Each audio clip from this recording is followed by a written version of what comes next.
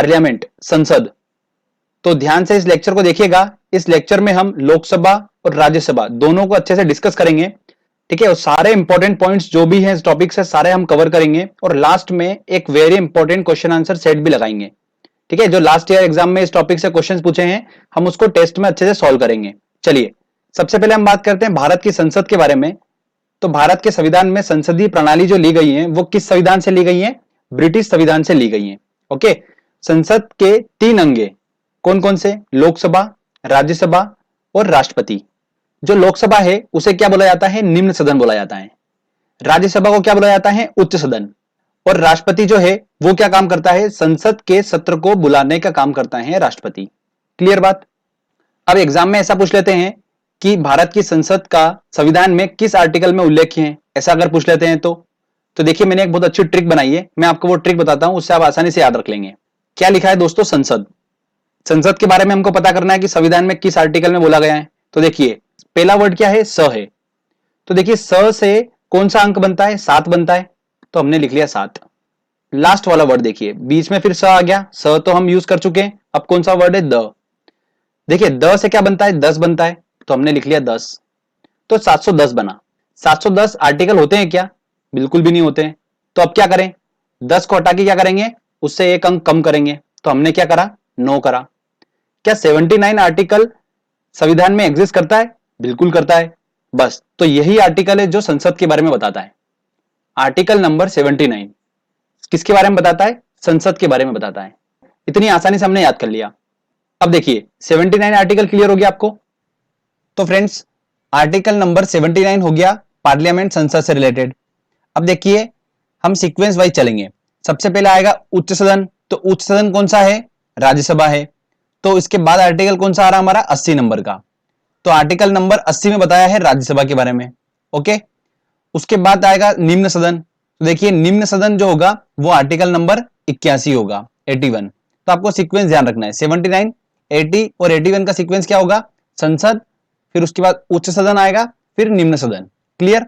इस सीक्वेंस में आप याद रखेंगे, आसानी से आप इसको याद कर पाएंगे।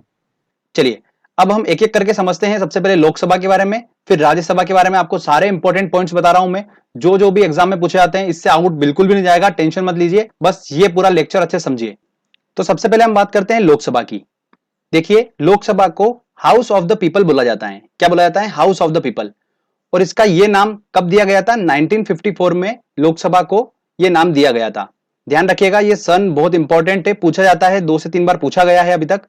तो मैं आपको बता चुका हूं कि लोकसभा जो है वो क्या है? निम्न सदन है, ठीक है, संसद की। लोकसभा के सदस्यों का जो कार्यकाल होता है वो कितने वर्ष का होता है? 5 वर्षों का होता है।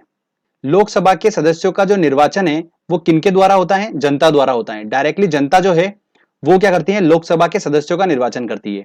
ओके, अब बात करते हैं हम कि लोकसभा के अध्यक्ष और उपाध्यक्ष की नियुक्ति कौन करता है। तो लोकसभा के अध्यक्ष और उपाध्यक्ष की नियुक्ति कौन करते हैं? लोकसभा के सदस्य ही करते हैं। जब राष्ट्रपति एक संयुक्त सत्र बुलाता है, ठीक है, लोकसभा और राज्यसभा का, जब संयुक्त सत्र आता है तो उसकी अध्यक्षता भी कौन करता है? लोकसभा का अध्यक्ष ही करता है। क्लियर?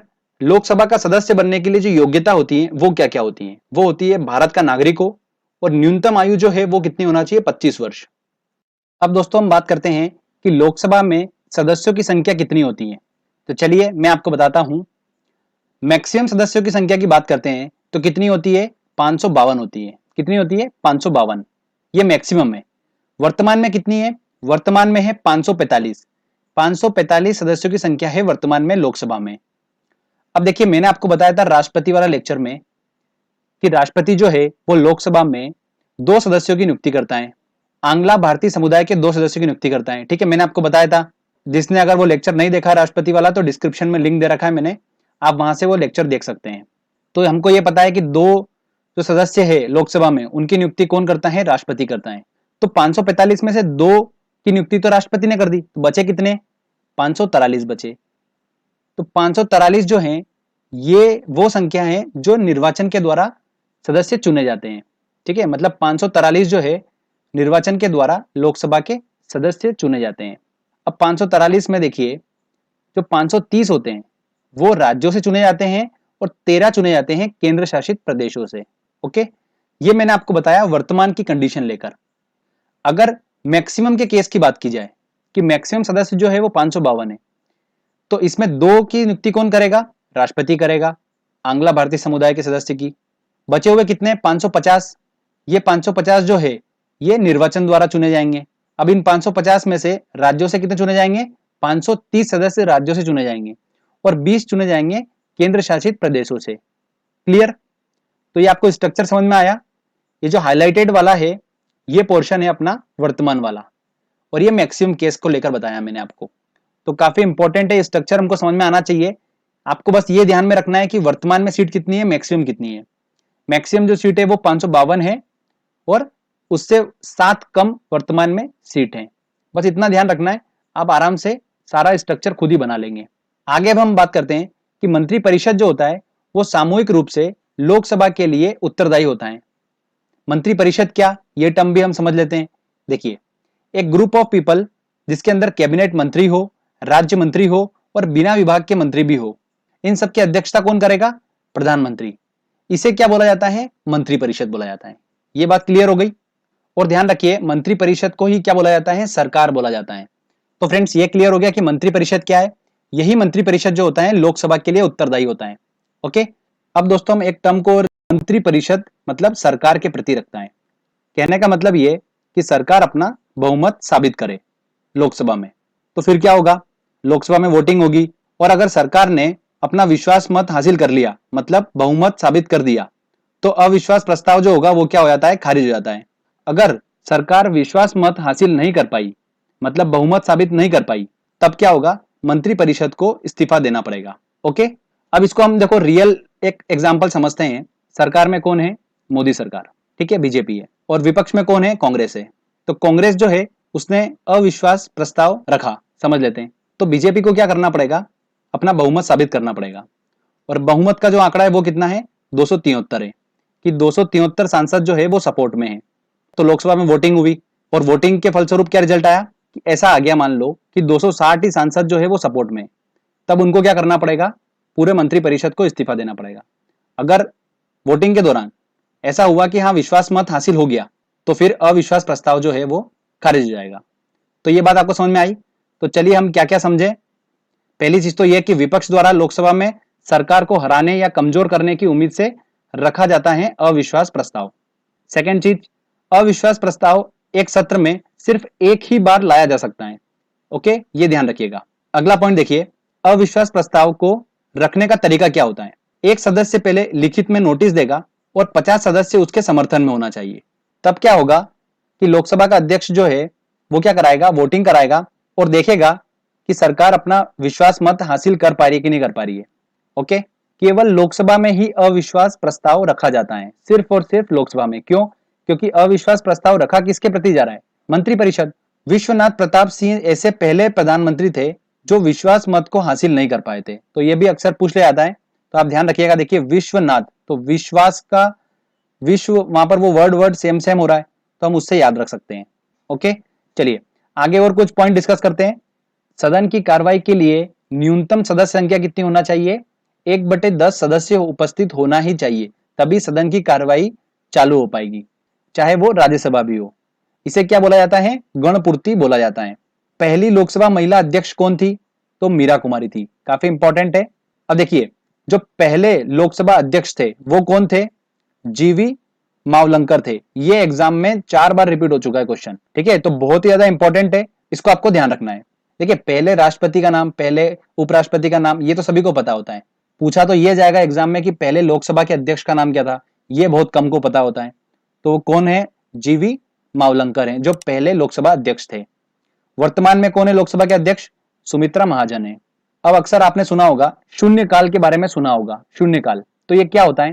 देखिए, जो संसद का सत्र चलता है तो उस समय जो दिनचर्या होती है वो 2 पार्ट में डिवाइड होती है।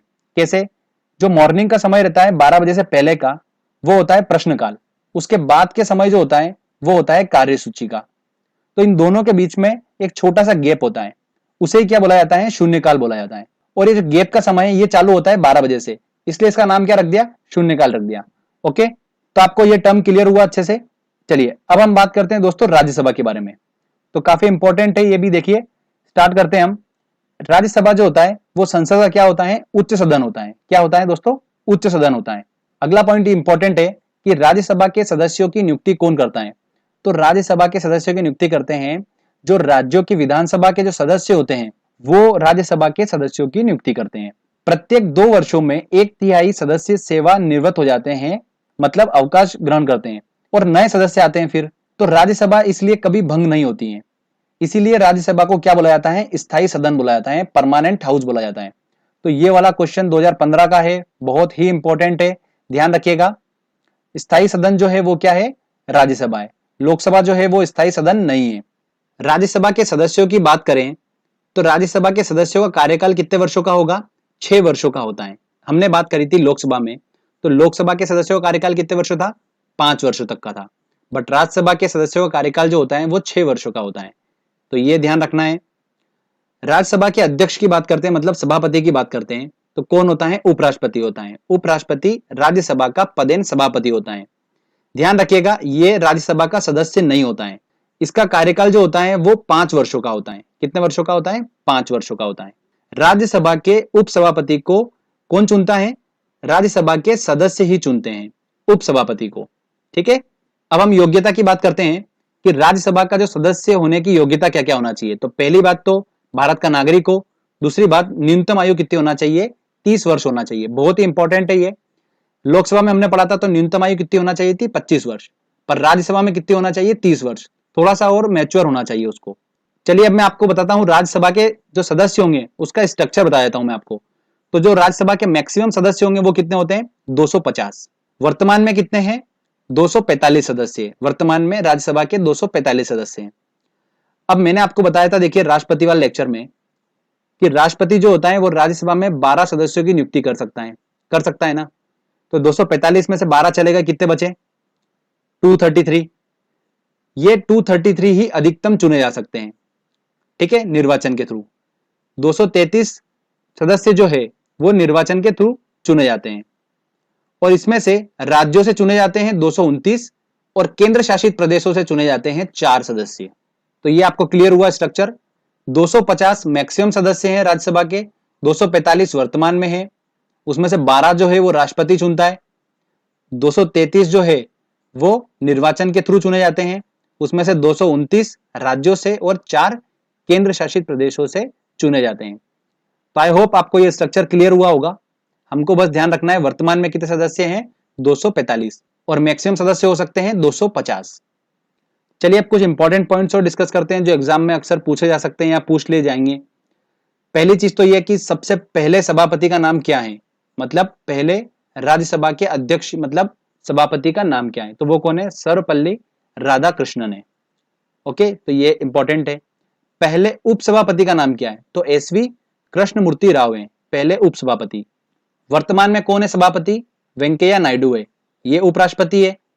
तो राज्यसभा के पदेन सभापति होंगे, तो वेंकैया नायडू जो है वो कौन है? राज्यसभा के सभापति हैं करंट के। आगे हम बात करते हैं अब संसद की समितियों के बारे में। देखिए फ्रेंड्स, यहां से भी कुछ क्वेश्चंस बन रहे हैं तो हमको इसको भी पढ़ना जरूरी है। तो संसद की जो समितियां होती है वो कौन कौन सी होती हैं? लोक सेवा समिति, नियम समिति, विशेषाधिकार समिति, तदर्थ समिति मतलब एडॉक कमेटी। तो फ्रेंड्स, इन सब में से हमको सिर्फ 2 को समझना है, लोक सेवा समिति और एडॉक कमेटी मतलब तदर्थ समिति। तदर्थ समिति जो है उसका क्या काम होता है? यह कमेटी एक किसी विशेष उद्देश्य के लिए बनती है, उद्देश्य पूरा हो गया उसके बाद यह कमेटी खत्म हो जाती है। क्लियर? लोक सेवा समिति की बात करते हैं तो देखिए यह काफी इंपॉर्टेंट है। लोक सेवा समिति में कुल सदस्य की संख्या कितनी होगी? 22।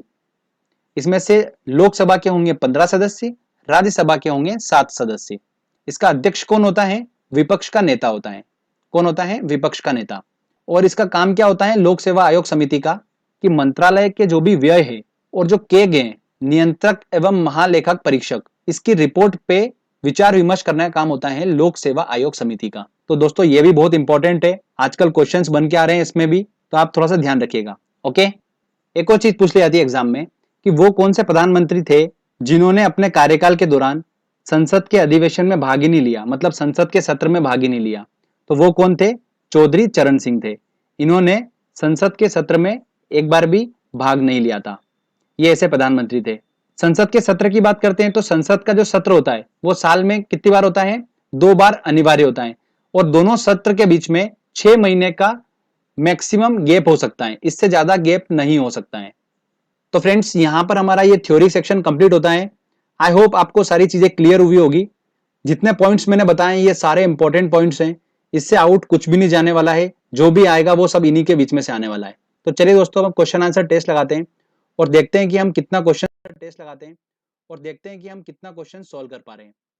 देखिए दोस्तों पहला क्वेश्चन है हमारा, भारत में सरकार की संसदीय प्रणाली को कहां से ग्रहण किया गया है? किसके संविधान से लिया गया है? ब्रिटिश संविधान से लिया गया है, तो सी आंसर होगा। भारतीय संसद के अपर हाउस को किस नाम से जाना जाता है? तो अपर हाउस को मतलब राज्यसभा, बी आंसर होगा। एसएससी टीयर 1 2015 क्वेश्चन है ये। राज्यसभा को भंग किया जाता है, राज्यसभा चूंकि स्थायी सदन है तो भंग नहीं किया जा सकता, तो देखिए उपयुक्त में से कोई नहीं, डी आंसर होगा। नेक्स्ट क्वेश्चन लेते हैं, भारत में संसदीय ढांचे में 2 अस्थायी सदनों का नाम बताइए। तो 2 अस्थायी सदन, तो लोकसभा हमको पता ही है, तो देखिए राज्यसभा ए और सी में है तो ये तो हो ही नहीं सकता, राज्यसभा जो है वो स्थायी सदन है। अब बी और डी में से है, तो देखिए लोकसभा और विधान परिषद, लोकसभा और विधानसभा, तो विधान परिषद भी जो है वो क्या है? स्थायी सदन है। सिर्फ लोकसभा और विधानसभा ये दोनों जो है वो अस्थायी सदन है, तो आंसर क्या होगा इसका? डी आंसर होगा। अगला क्वेश्चन देखिए कि राज्यसभा की नियुक्ति के लिए न्यूनतम आयु कितनी होना चाहिए? तो कितनी होना चाहिए राज्यसभा के लिए? 30 वर्ष होना चाहिए, सी आंसर होगा। भारतीय संसद के संयुक्त सत्र की अध्यक्षता कौन करता है? तो संयुक्त सत्र बुलाने का काम करता है राष्ट्रपति और उसका अध्यक्षता कौन करता है? लोकसभा का अध्यक्ष करता है, तो क्या आंसर होगा? सी आंसर होगा। देखिए संसद की लोक लेखा समिति का अध्यक्ष नियुक्त किया जाता है, किसके द्वारा नियुक्त किया जाता है? अध्यक्ष की नियुक्ति कौन करता है? लोक लेखा समिति के अध्यक्ष की नियुक्ति लोकसभा के अध्यक्ष द्वारा की जाती है, ए आंसर होगा। भारतीय संसद में लोक लेखा समिति का अध्यक्ष होता है, कौन होता है? विपक्षी दल का नेता होता है, ए आंसर होगा।